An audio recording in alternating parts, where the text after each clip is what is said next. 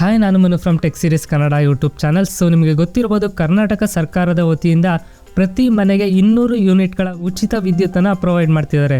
So ಈ ಒಂದು free ಕರೆಂಟ್ನ ನೀವು ಕೂಡ ಯೂಸ್ ಮಾಡಬೇಕು ಅಂದರೆ ಆನ್ಲೈನಲ್ಲಿ ಒಂದು ಅಪ್ಲಿಕೇಶನ್ನ ಸಬ್ಮಿಟ್ ಮಾಡಬೇಕಾಗುತ್ತೆ. ಈ ಒಂದು ಅಪ್ಲಿಕೇಶನ್ನ ಹೇಗೆ ಸಬ್ಮಿಟ್ ಮಾಡಬೇಕು ಅಂತ ನಾನು ಈ ಒಂದು ವಿಡಿಯೋದಲ್ಲಿ ಪೂರ್ತಿಯಾಗಿ ತಿಳಿಸ್ಕೊಡ್ತೀನಿ. ವಿಡಿಯೋನ ಕೊನೆಯವರೆಗೂ ಸ್ಕಿಪ್ ಮಾಡಿದೆ ನೋಡಿ. ಸೊ ಮೊದಲಿಗೆ ನೀವು ಗೌರ್ಮೆಂಟ್ ಅವರು ಹೊಸದಾಗಿ ಲಾಂಚ್ ಮಾಡಿರುವಂಥ ಒಂದು ವೆಬ್ಸೈಟ್ಗೆ ಹೋಗಬೇಕಾಗುತ್ತೆ. ಆ ವೆಬ್ಸೈಟ್ ಲಿಂಕ್ನ ನಾನು ಡಿಸ್ಕ್ರಿಪ್ಷನಲ್ಲಿ ಕೊಟ್ಟಿರ್ತೀನಿ, ಅದರ ಮುಖಾಂತರ ನೀವು ಹೋಗ್ಬೋದು. ಸೊ ಅಲ್ಲಿ ನೀವು ಗೃಹ ಜ್ಯೋತಿ ಅನ್ನುವಂಥ ಒಂದು ಸ್ಕೀಮ್ ಇದೆ, ಅದನ್ನ ಸೆಲೆಕ್ಟ್ ಮಾಡ್ಕೋಬೇಕು. ಸೊ ಇದನ್ನ ಸೆಲೆಕ್ಟ್ ಮಾಡ್ಕೊಂಡಾದ್ಮೇಲೆ ನಿಮಗೆ ಈ ರೀತಿ ಒಂದು ಪೇಜ್ಗೆ ಅದು ಕರ್ಕೊಂಡು ಹೋಗುತ್ತೆ. ಇಲ್ಲಿ ನೀವು ನೋಡ್ಬೋದು, ಕನ್ನಡ ಲ್ಯಾಂಗ್ವೇಜ್ ಬೇಕಾದ್ರೂ ಸೆಲೆಕ್ಟ್ ಮಾಡ್ಕೋಬೋದು ಅಥವಾ ಇಂಗ್ಲೀಷ್ ಲ್ಯಾಂಗ್ವೇಜ್ ಬೇಕಾದರೂ ಸೆಲೆಕ್ಟ್ ಮಾಡ್ಕೋಬೋದು. ಸೊ ನಾನೀಗ ಕನ್ನಡ ಲ್ಯಾಂಗ್ವೇಜ್ನ ಸೆಲೆಕ್ಟ್ ಮಾಡ್ಕೋತೀನಿ. ಸೊ ಕನ್ನಡ ಲ್ಯಾಂಗ್ವೇಜ್ನ ಸೆಲೆಕ್ಟ್ ಮಾಡ್ಕೋತಿದ್ದಂಗೆ ನಮಗೆ ಪೂರ್ತಿ ಎಲ್ಲ ಇನ್ಫಾರ್ಮೇಷನ್ನು ಕನ್ನಡದಲ್ಲಿ ಡಿಸ್ಪ್ಲೇ ಆಗೋಕ್ಕೆ ಸ್ಟಾರ್ಟ್ ಆಗುತ್ತೆ. ಸೊ ನೆಕ್ಸ್ಟ್ ನೀವು ಇಲ್ಲಿ ಎಸ್ಕಾಮ್ ಹೆಸರು ಅಂತಿದೆ, ಅದನ್ನ ಸೆಲೆಕ್ಟ್ ಮಾಡ್ಕೋಬೇಕು. ನಿಮ್ಮ ವಿದ್ಯುತ್ ಪ್ರೊವೈಡರ್ ಯಾರಿದ್ದಾರೆ ಅದನ್ನು ನೀವು ಸೆಲೆಕ್ಟ್ ಮಾಡ್ಕೋಬೋದು. ಇದನ್ನು ನೀವು ಕರೆಂಟ್ ಬಿಲ್ಲಲ್ಲೇ ನೋಡ್ಬೋದು, ಅಲ್ಲಿ ಯಾವುದಿದೆಯೋ ಅದನ್ನ ಸೆಲೆಕ್ಟ್ ಮಾಡ್ಕೊಳ್ಳಿ. ನೆಕ್ಸ್ಟ್ ನೀವು ಖಾತೆ ಸಂಖ್ಯೆ ಅಥವಾ ಸಂಪರ್ಕ ಸಂಖ್ಯೆ ಅಂತ ಇದೆ.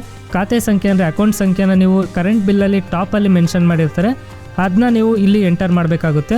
ಅದನ್ನ ಎಂಟರ್ ಮಾಡ್ತಿದ್ದಂಗೆ ನಿಮಗೆ ಹೆಸರು ಮತ್ತು ಖಾತೆದಾರರ ವಿಳಾಸ ಅದು ಎರಡು ಕೂಡ ಆಟೋಮೆಟಿಕ್ಕಾಗಿ ಡೇಟಾಬೇಸಿಂದ ಫೆಚ್ ಆಗುತ್ತೆ. ಇದಾದಮೇಲೆ ನೀವು ನಿವಾಸಿ ವಿಧ ಅಂತ ಇದೆ, ಅದನ್ನ ಸೆಲೆಕ್ಟ್ ಮಾಡ್ಕೋಬೇಕು. ಇಲ್ಲಿ ಬಾಡಿಗೆದಾರ ಆಗಿದರೆ ಬಾಡಿಗೆದಾರ ಅಥವಾ ಓನರ್ ನೀವೇ ಆಗಿದ್ದರೆ ಮಾಲೀಕ ಅಂತ ಸೆಲೆಕ್ಟ್ ಮಾಡ್ಕೋಬೇಕು. ಅದಾದಮೇಲೆ ನಿಮ್ಮ ಆಧಾರ್ ಸಂಖ್ಯೆಯನ್ನು ನೀವು ಇಲ್ಲಿ ಎಂಟರ್ ಮಾಡಬೇಕು. ಸೊ ಆಧಾರ್ ಸಂಖ್ಯೆಯನ್ನು ಎಂಟರ್ ಮಾಡ್ತಿದ್ದಂಗೆ ನಿಮಗೆ ಅರ್ಜಿದಾರರ ಹೆಸರನ್ನು ಅದೇ ಡಿಸ್ಪ್ಲೇ ಆಗುತ್ತೆ. ಸೊ ಆಧಾರ್ ನಂಬರ್ ಕೊಡ್ತಿದ್ದಂಗೆ ನಿಮ್ಮ ಹೆಸರನ್ನು ಅದು ಡೇಟಾಬೇಸಿಂದ ಫೆಚ್ ಮಾಡಿ ಕೊಡುತ್ತೆ. ಇದಾದಮೇಲೆ ನೀವು ನಿಮ್ಮ ಮೊಬೈಲ್ ನಂಬರನ್ನು ಎಂಟರ್ ಮಾಡಬೇಕಾಗುತ್ತೆ. ಸೊ ಈ ಒಂದು ಮೊಬೈಲ್ ನಂಬರ್ ಆಧಾರ್ ಕಾರ್ಡ್ಗೆ ಲಿಂಕ್ ಆಗಬೇಕು ಅಂತ ಯಾವುದೇ ರೀತಿ ರೂಲ್ಸ್ ಇಲ್ಲ. ಸೊ ನೀವು ಯಾವ ಒಂದು ಮೊಬೈಲ್ ನಂಬರ್ನ ಬೇಕಾದರೂ ಕೊಡ್ಬೋದು, ಬಟ್ ಅದಕ್ಕೆ OTP ಬರುತ್ತೆ. ಸೊ ಇಲ್ಲಿ ನೀವು ಮೊಬೈಲ್ ನಂಬರ್ ಕೊಡ್ತಿದ್ದಂಗೆ ಒಂದು OTP ಬರುತ್ತೆ. ಆ ಒಂದು OTPನ ಎಂಟರ್ ಮಾಡಿ ವ್ಯಾಲಿಡೇಟ್ ಕೊಡಬೇಕಾಗುತ್ತೆ. ವ್ಯಾಲಿಡೇಟ್ ಕೊಟ್ಟಾದಮೇಲೆ ಐ ಅಗ್ರಿ ಅಂತ ಒಂದು ಬಟನ್ ಇದೆ, ಆ ಒಂದು ಬಟನ್ನ ಕ್ಲಿಕ್ ಮಾಡಿಬಿಟ್ಟು ಇಲ್ಲಿ ನೀವು ಕ್ಯಾರೆಕ್ಟರ್ಸ್ನ ಎಂಟರ್ ಮಾಡಬೇಕು. ಅಂದರೆ ವರ್ಡ್ ವೆರಿಫಿಕೇಷನ್ ಅಂತ ಇದೆ, ಇಲ್ಲಿ ಯಾವ ಒಂದು ನಂಬರ್ನ ಕೊಟ್ಟಿರ್ತಾರೋ ಆ ಒಂದು ನಂಬರ್ನ ಇದರಲ್ಲಿ ಎಂಟರ್ ಮಾಡಬೇಕಾಗುತ್ತೆ. ಸೊ ಇಲ್ಲಿ ನಂಬರ್ನ ಎಂಟರ್ ಮಾಡಿದ್ದಾದ ತಕ್ಷಣ ಸಬ್ಮಿಟ್ ಅಂತ ಒಂದು ಬಟನ್ ಇದೆ, ಆ ಒಂದು ಬಟನ್ನ ಕ್ಲಿಕ್ ಮಾಡಿ. ಸೊ ನೀವು ಸಬ್ಮಿಟ್ ಬಟನ್ನ ಕ್ಲಿಕ್ ಮಾಡ್ತಿದ್ದಂಗೆ ನಿಮಗೆ ಈ ಒಂದು ಪೇಜ್ಗೆ ಕರ್ಕೊಂಡೋಗುತ್ತೆ. ಇಲ್ಲಿ ನೀವು ಅಪ್ಲಿಕೇಶನ್ ಹಾಕಿರುವಂಥ ಡೀಟೇಲ್ಸ್ನ ತೋರಿಸುತ್ತೆ. ಇದಾಗ್ತಿದ್ದಂಗೆ ನಿಮಗೆ ಇಲ್ಲಿ ಇನ್ನೊಂದು ಸಬ್ಮಿಟ್ ಬಟನ್ ಅಂತ ಕಾಣಿಸುತ್ತೆ.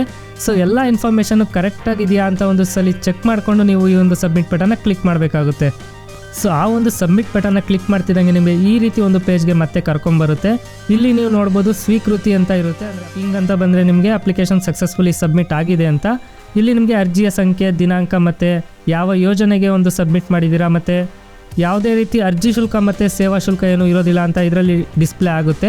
ಸೊ ಈ ಒಂದು ಕಾಪಿನ ನೀವು ಎಕ್ಸ್ಪೋರ್ಟ್ ಟು PDF ಅನ್ನುವಂಥ ಒಂದು ಬಟನ್ನ ಕ್ಲಿಕ್ ಮಾಡೋ ಮುಖಾಂತರ ಪ್ರಿಂಟ್ ಬೇಕಾದರೂ ತಗೊಂಡು ಇಟ್ಕೋಬೋದು. ಸೊ ಇದಿಷ್ಟು ಪ್ರೊಸೀಜರ್ ಈ ಒಂದು ಗೃಹ ಜ್ಯೋತಿ ಯೋಜನೆಗೆ ಅಪ್ಲೈ ಮಾಡೋದಕ್ಕೆ. ಸೊ ಇವಾಗ ಸರ್ವರು ತುಂಬ ಅಂದರೆ ತುಂಬಾ ಬ್ಯುಸಿ ಇದೆ, ಅದಕ್ಕೋಸ್ಕರ ಯಾವುದೇ ಅಪ್ಲಿಕೇಶನ್ಗಳು ಓಪನ್ ಆಗ್ತಿಲ್ಲ.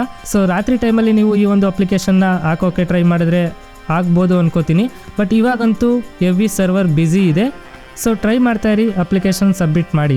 ಸೊ ಈ ವಿಡಿಯೋ ನಿಮಗೆ ಇಷ್ಟ ಆಗಿತ್ತು ಅಂದರೆ ಲೈಕ್ ಮತ್ತು ಶೇರ್ ಮಾಡೋದನ್ನ ಮರಿಬೇಡಿ. ಸಿಗೋಣ ನೆಕ್ಸ್ಟ್ ವಿಡಿಯೋದಲ್ಲಿ.